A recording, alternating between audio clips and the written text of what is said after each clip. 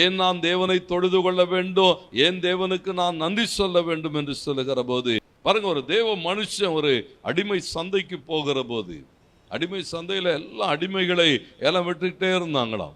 கடைசியா ஒரு ஆள், அவனை ஏலம் எடுக்கிறதுக்கு ஆளே இல்லை.